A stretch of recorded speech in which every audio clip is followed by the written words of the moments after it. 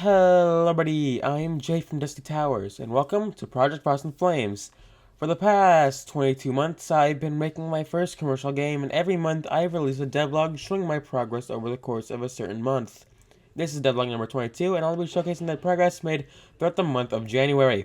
With the essential information out of the way, let's dive right in.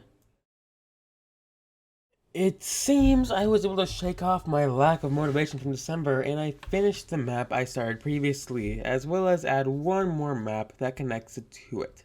However, I realized that I can't keep developing the game like this. Getting demotivated because I dislike doing lots of mapping will make this game take forever, so I enlisted the help of my friend and bug tester Magic by making him the co-developer of the game. His main focus at the moment is mapping due to RPG Maker not being very collaboration friendly. However, if I find a way for him to help, I'll let him. I also changed the character's moveset a bit by adding skills. They'll learn at certain levels. I'm not going to say what levels they learn at, but let's just say they learn new skills. The biggest changes were made by Trevor, who learned the mood swap skills that let him change his mood to get desired effect, like taking 2 actions per turn, restoring the ultimate gauge at the end of every turn, healing himself, and more.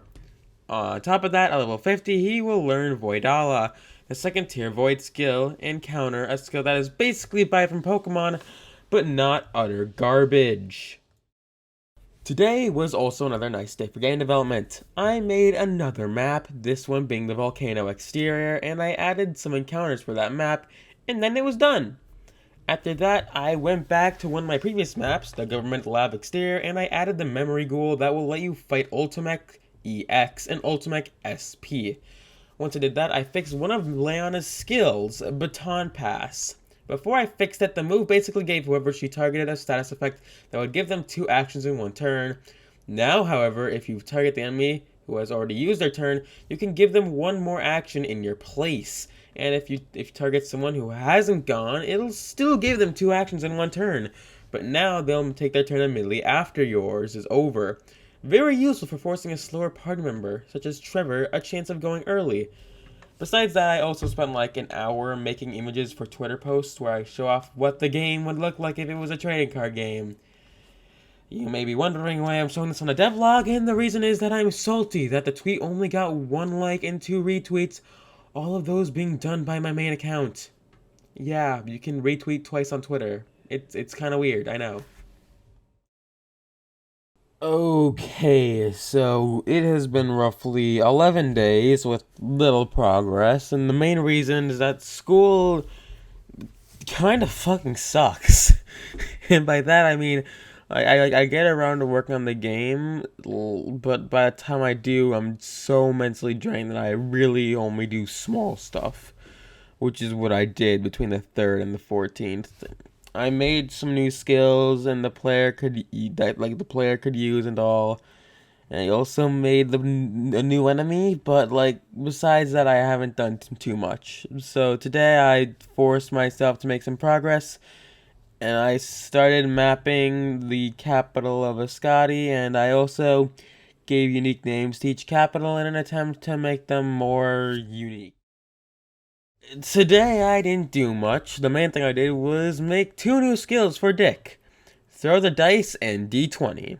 Throw the dice deals void damage, but the damage dealt is based on Dick's luck stat as well as just RNG. D20, on the other hand, is basically a Pandora's box. It could refill everyone's health, it could give everyone the best buff in the game, but it could also reduce everyone's HP to 1 and SP to 0. It's a risk-reward skill that I think will make battles very interesting, to say the least. Besides that, I spent more time working on the capital, which I dubbed Mount Darda City, and I also gave the other cities some names as well. Today I was mapping again when I realized something big. You see, the capital map is based on a map that I made for one of my first projects. However, when I thought I finished the map, I thought it was missing something, but all the bare essentials were there, an inn, some shops, a teleportation station. That's when I realized what this map had been missing that my other games had. The games I made previously had a city map that actually felt like a piece of a large city. Even if the maps were small, they had buildings that were just for show, and they actually made the city feel like a city instead of just a glorified town. And after realizing this, I expanded upon the original map by giving it buildings that, in the end, are just decoration, but they really do add a ton to the city. They make it feel like it was made with soul instead of just created by someone who didn't care. Today was more mapping. Nothing special, but the most important thing that was done is I made so you could teleport to the new capital. I also changed the events inside the station so that they said the name of the city you were going to, instead of just the country it was located in.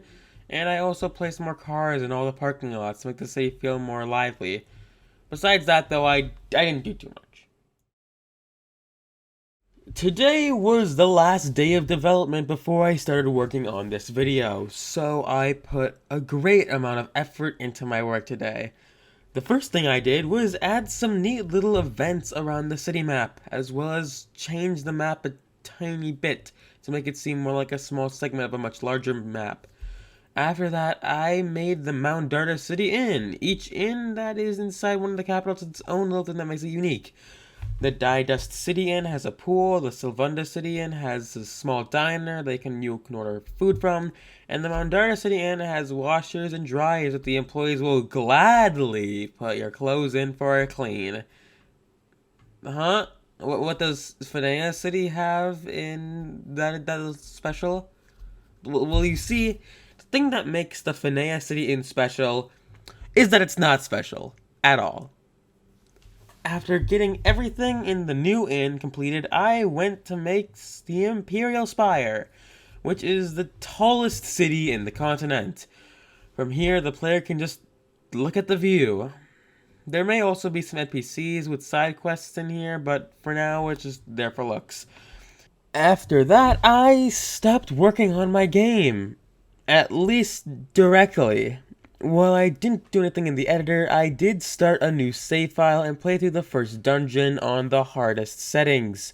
Those settings being half damage dealt, double damage taken, and half EXP gained. And surprisingly, it wasn't that difficult. Or at least not as I thought it would be. I was expecting it to be near impossible, actually. The reason I did this test run was because for a while I thought the beginning area would be too difficult on these settings. Almost impossible, as said earlier. So I considered adding a revival item for the early game, one that would revive a party member to 1 HP, as well as make them invulnerable until after their next action has been taken. However, my bug tester friend Magic said that it wasn't necessary, and after some back and forth, I decided that we should just see for ourselves if it's impossible or not. And since Magic had his laptop out for repairs at the time, I did a hard mode playthrough for the first dungeon, and it was surprisingly easy. I was able to beat all the enemies up until the boss at only level 3, and I invested all my boost points into EXP, meaning I wouldn't have any increases to my important stats.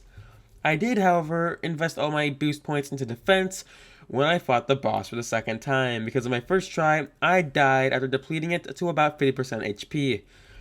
This just kind of shows that instead of worrying about what could be wrong with your game, or whatever you're doing, instead you should just ask for input from others you trust. Just ask for help, and find out whether or not what you're worrying about is even a problem to begin with, before, making any hasty decisions that might ruin, whatever you're working on.